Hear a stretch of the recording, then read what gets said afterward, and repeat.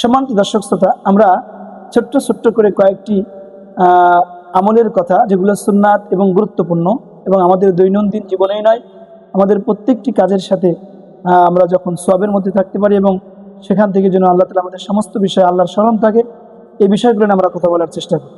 আমরা আজকে যে বিষয়টি নিয়ে কথা বলবো, আমরা যখন ওয়াশরুমে যাই, অর্থাৎ বাথরুমে যাই, প্রসাব পায়খানায় যাই, ওয়াশরুম বলি, টয়লেট বলি, প্রসাব পায়খানায় বলি বা হাজতে যাওয়া বলি, আমরা যাওয়ার পূর্বে আমাদের একটি আমল করতে হবে। বাথরুমে যাওয়ার আগে বাম পা দিয়ে প্রবেশ করা এবং ডান পা দিয়ে বের হওয়া।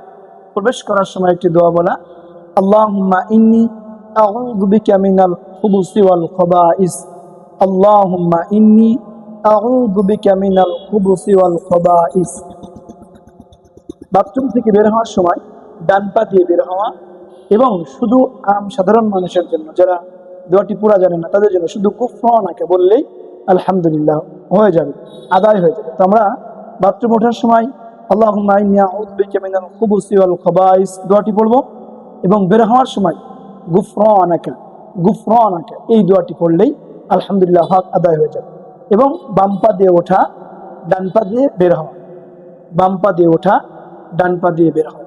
আল্লাহ যেন আমাদেরকে অবশ্যই করে হাজতের সময়, প্রসাব পায়খানা যাওয়ার সময় এবং টয়লেট বা ওয়াশরুমে যাওয়ার সময় যেন এই দোয়া পড়ে ওঠার এবং নামার সময় যেন দোয়া পড়ে নামার তৌফিক দান করেন।